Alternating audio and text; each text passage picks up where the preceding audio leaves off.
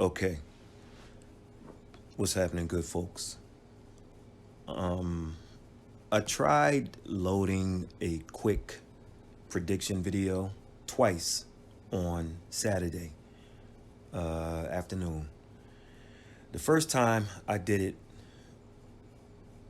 I got some comments that there was no sound. I kind of did it and then went out, didn't pay it any attention until later. So I took that down and I sent it the second time and it had sound, but for some reason it wouldn't load properly. So what I'll do is combine it, take it from iMovie and add it to this Windows, whatever the thing is called, and Movie Maker or whatever, and it should be fine. So I'll download it and I'll add it, and let me play it now and then come back and give my thoughts.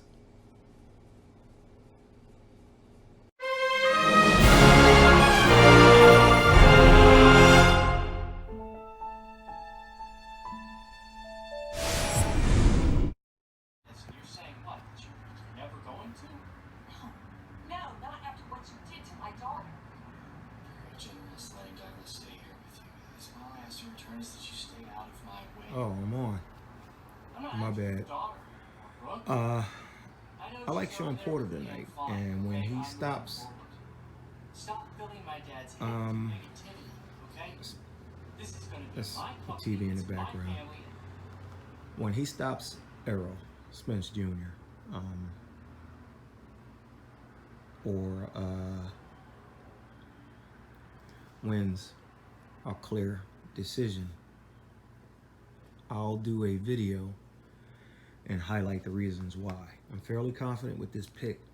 I don't know, like, you got sucker bets and you see a guy who's a big underdog a lot of times and people jump on those bets only to lose big time. But boy, you're a sucker not to take Sean Porter in this fight. I can't believe it. Like, ERROL Spence Jr. ain't that dude. And people want to make him that dude, but he's not. And Sean Porter, he's not that dude either, which makes people think, oh, if Spence Jr. wins, he's going to jump to the #1 pound for pound. Man, give me a break. Anyway, I like Sean Porter. I'm leaning toward a stoppage, but hey, we'll see. All right, I'll catch you guys later.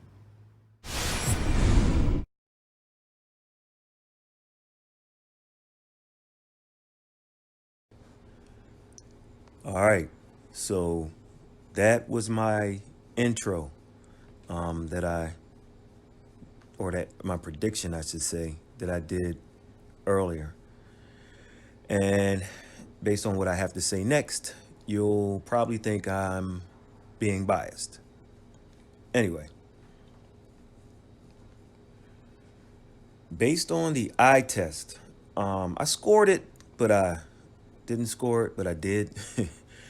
I thought Sean Porter won like a 7-5 type fight or 114, 113 because he got knocked down. If you, like the judges, think ERROL Spence Jr. won 8 rounds against Sean Porter, I have a business card of one Dr. Rainey. Okay, that's Rainey. And she's the last optometrist I saw before I got my latest contact lenses. I'll give you a referral. And she has appointments on most weekdays and some weekends because there's no way ERROL Spence Jr. won 8 rounds against Sean Porter.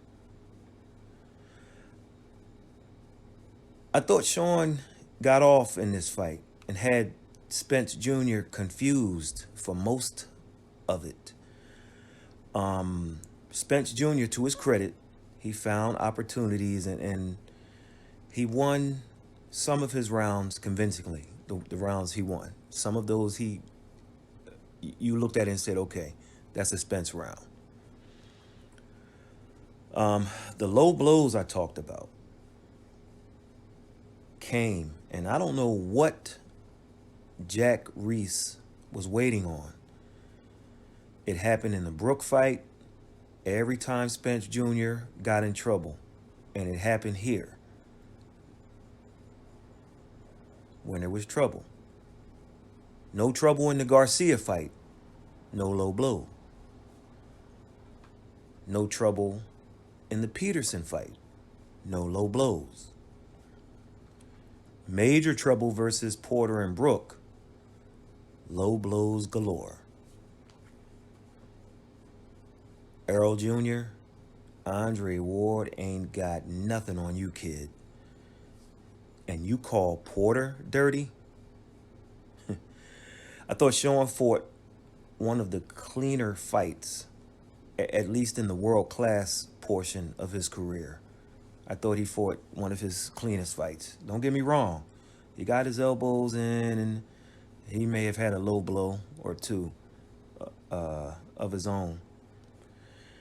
And Jack Reese, running out of excuses for Spence Jr. and his low blows, he kind of stopped the fight late in the fight and said, look, guys, both your shorts are high. And I'm like, dude, if you didn't say that during the pre-fight instructions, then that's a problem.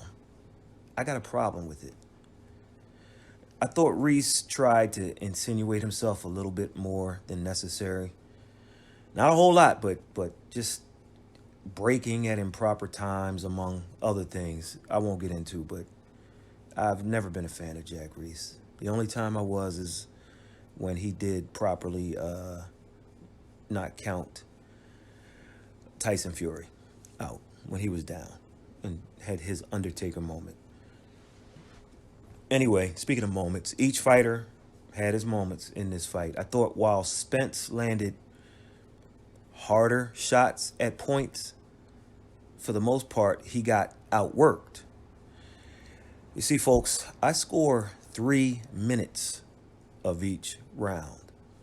And it reminds me of a buddy of mine when Paulie Malignaggi fought Adrian Broner. He said, well, I scored it for Broner because he landed the harder shots. But if you know going into the fight that Paulie Malignaggi can't punch, then of course Adrian Broner is going to land the harder shots. So that didn't make sense to me. I'm like, each fight is distinct from others. So if Adrian Broner, who can be outworked, as Spence can be, when Adrian Broner landed, let's say, 1 or 2 power shots in a round where Paulie Malignaggi outlanded him, it's like, well, what do you like better? I like the guy who does the most work. I mean, if you're not knocking a guy off balance or knocking him down or something like that, okay, a couple of shots that make his head move a couple of times, all right, whatever. Same with Timothy Bradley Jr. and Manny Pacquiao. I mean, there were rounds where Bradley, who can't punch, got caught once or twice by Manny in their first fight. But for 2 minutes and some seconds of the rounds that Bradley won, he would outwork Manny. So what do you like? I'm not sure what Ray Donesco and Steve Weisfeld saw that made them score 8 rounds for Errol Spence Jr. I'm not sure what they looked at. We're looking at. No way. No way. If you say Porter won 115, 112, I won't argue with you. As did Larry Hazard Jr., whose cards have been horrible usually. I've disagreed with him numerous times. I thought he was good tonight. If you say Spence Jr. won 114, 113, I won't argue with you. But this was not a 5-point victory for either guy. And it just goes to the corruption in boxing. Let's call it what it is. Now, I'll check the punch computations, but I'm sure they'll say, they'll be all over the place. I'm sure they'll say Porter got outlanded and outjabbed. Porter kind of abandoned the jab a bit late in the fight, and Spence caught up to him and closed strong in this one. Shawn Porter claims he's never been out-jabbed in a fight. And when he threw it, Spence kind of backed up and reset at times early on in the middle rounds. The complete opposite of the Garcia fight. He neutralized Spence's jab with his jab, and he got inside at will. So even when he didn't jab to get inside, he got inside. He had Spence against the rope numerous times, let him off the hook, and more on that in a second about letting him off the hook. I thought Spence Jr. would make Porter pay a bit more early on, but he didn't.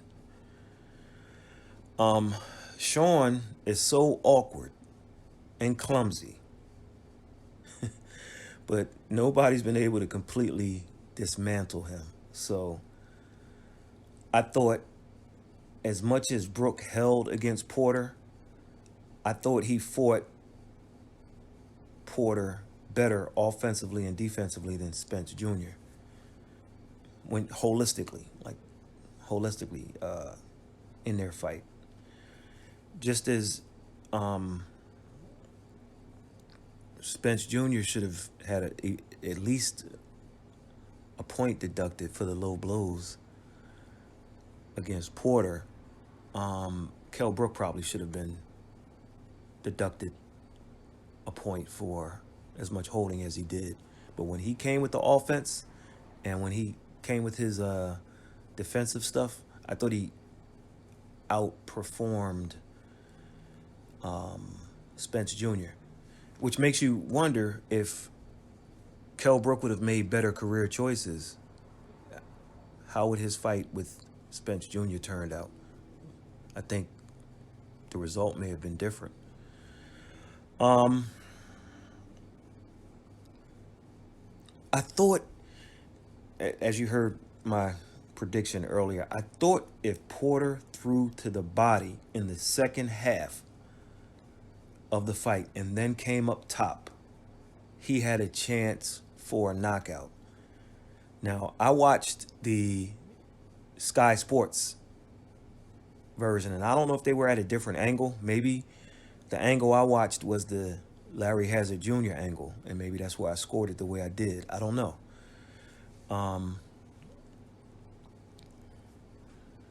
But there's some boxing scribes on Twitter, just taking a glance, who actually had Porter winning. And not fans, okay, but boxing scribes, guys who've been in the business for years.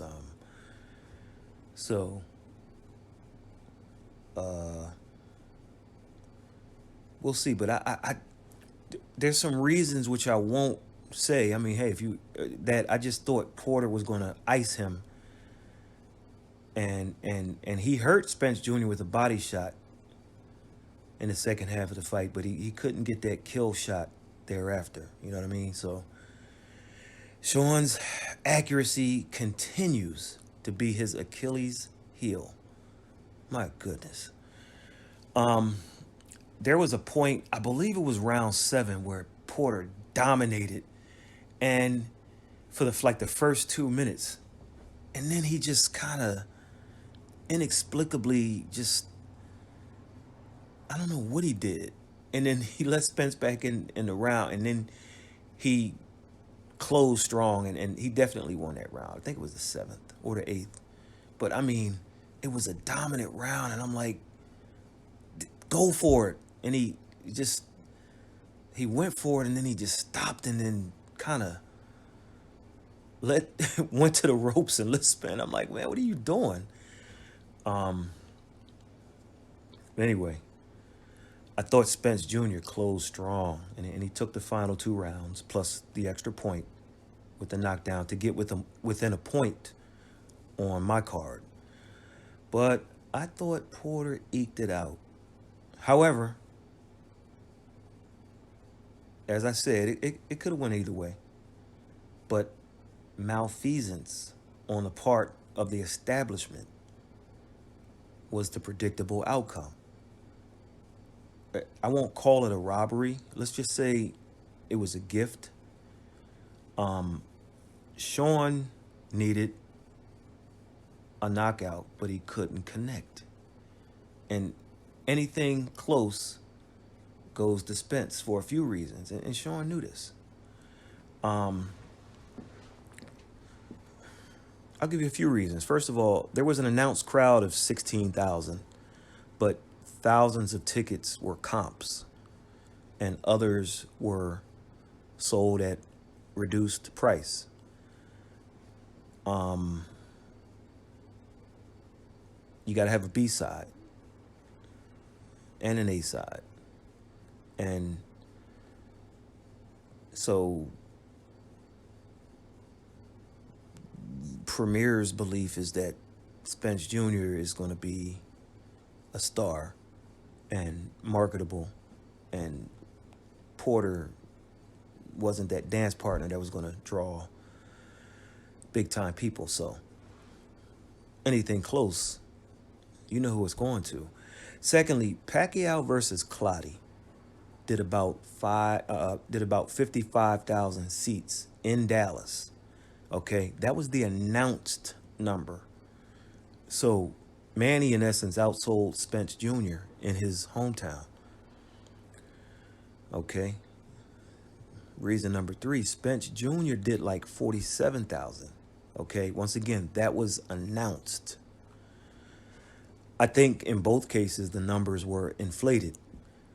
Bottom line is, too much money is on the line for that fight, meaning a Spence Jr. versus Pacquiao, or Pacquiao versus Spence Jr., not to naturally let that fight occur in Dallas. And that fight doesn't happen if Porter wins a decision. So, once again, anything close.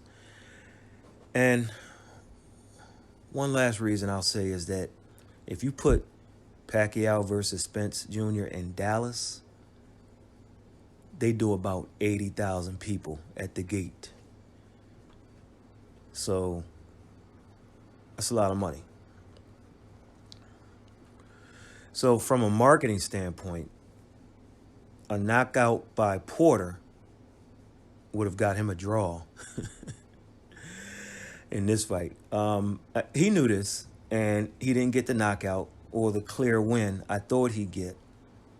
Even though it was clear to me who won, it wasn't clear enough or big enough to earn it, even though both guys were champions, and the scores should have reflected that. But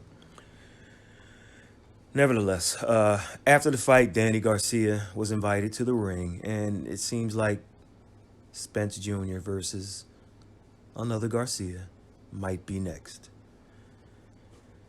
At any other point in their careers, I wouldn't mind that. However, I don't like this fight for a few reasons. I'll give you 5 reasons. First of all, Danny is 2-2 in his last 4 fights, and a win over Adrian Granados doesn't do it for me. Secondly, Danny doesn't own any hardware at the moment. Thirdly, he didn't come in as a true mandatory or a unification. He's neither. 4,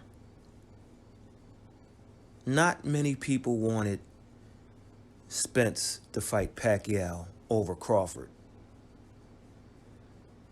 But just about everybody would take Manny over Danny for sure. Check that. And lastly, Danny is halfway out the door. He's like a mentally retired guy, and I don't think his heart is truly in it. He's halfway retired. I mean, I won't put him in the Austin Trout category, but anyway, there seems to be an exception to the rule with Errol Spence Jr. Every time you talk about him, I mean, he's treated differently by Premier fans than any other fighter for Premier. And you see, that's the problem with boxing. The problem is there are too many fans of fighters and not enough fans of fights. Because if there were truly fans of fights, everybody would be saying, I want to see an immediate rematch. I want to see this fight again. See, you can't say, oh, this is a good fight, and then say, he needs to fight such and such. Nah. Historically, the natural instinct is to say they need to run that back again, especially since it was two champions fighting each other.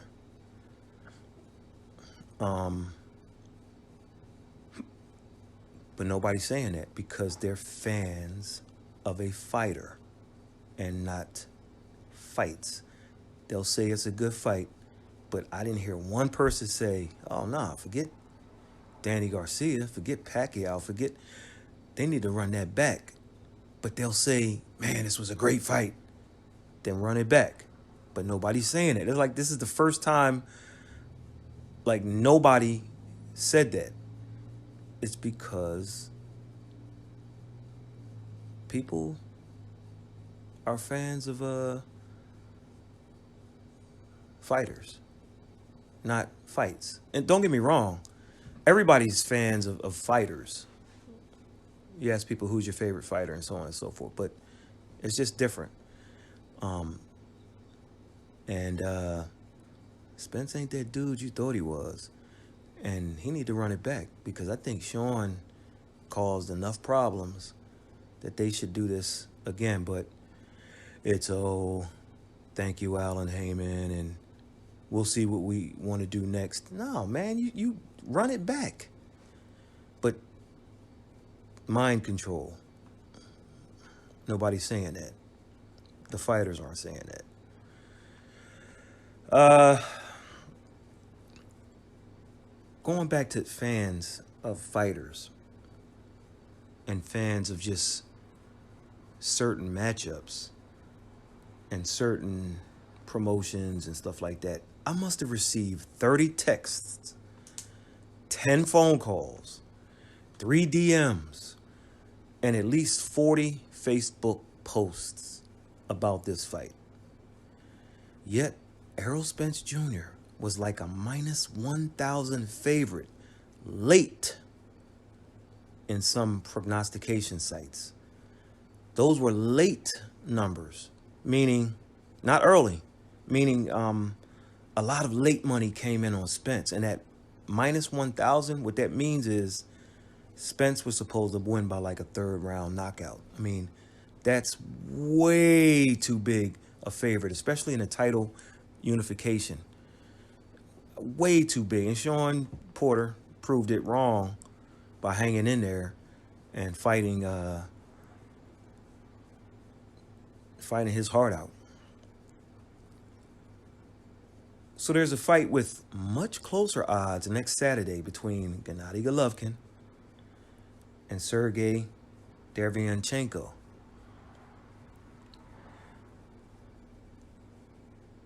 And Derevyanchenko, the odds are a lot closer. So my question to you is, how many texts will I receive about that fight? How many people will talk about how much they can't wait to see it? How many Facebook posts will I get How many DMs?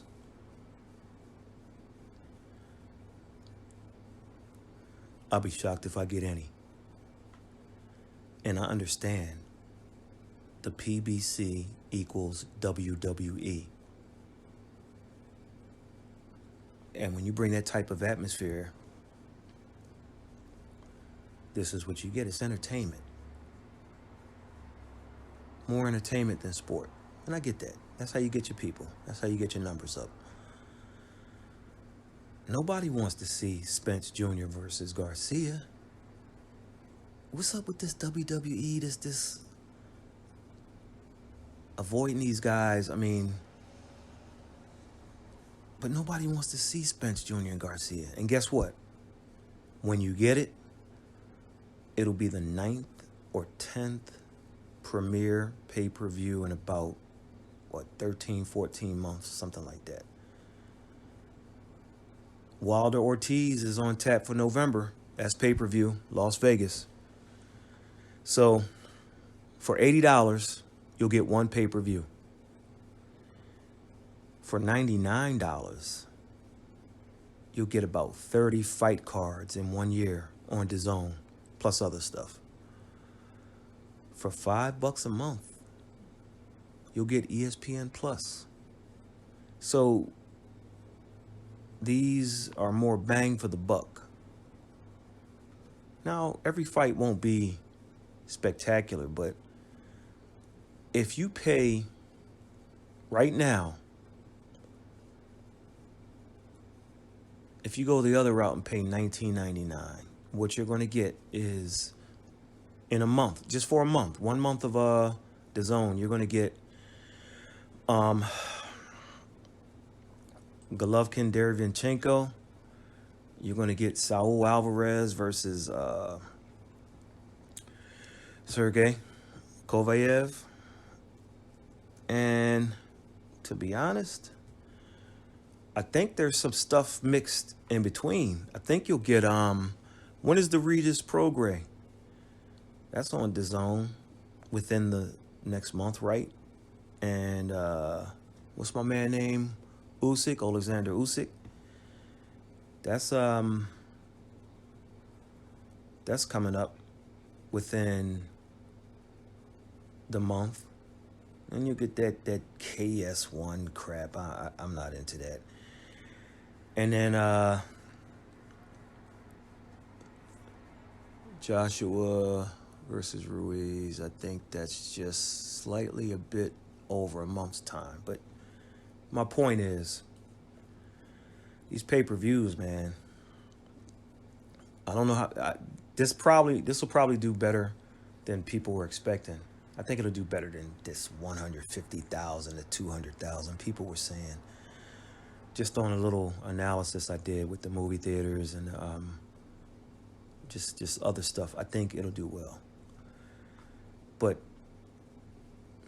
pay-per-view after pay-per-view, there's been 7 in 12 months. Okay, that's just too much. Like premiere, I'm just speaking in terms of premiere.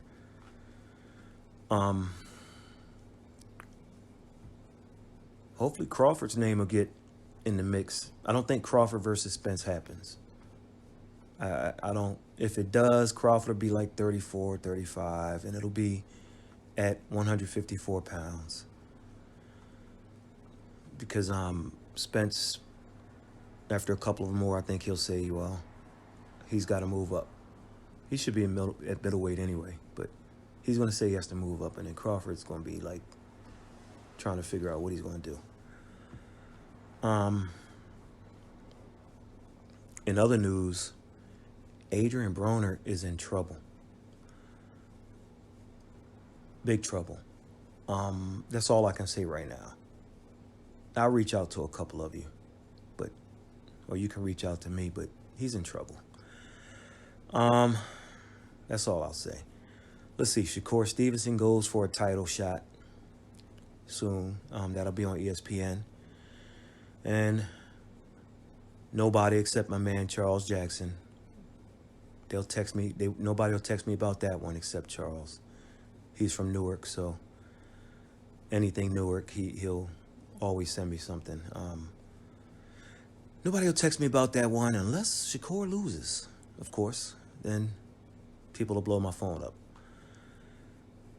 Maybe people will call and text me the week of November 2nd when the old man takes on the drug cheat. You know who they are.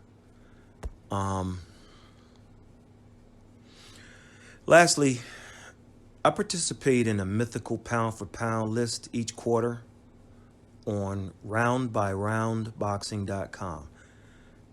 Check the site out and check out the link below. I don't believe in mythical rankings too much, but I participate. Key question is, will Spence Jr. rise or slip on the next ratings list? Stay tuned. I'll do a brief Golovkin prediction during the week also. Take care, everyone. I'm out of here.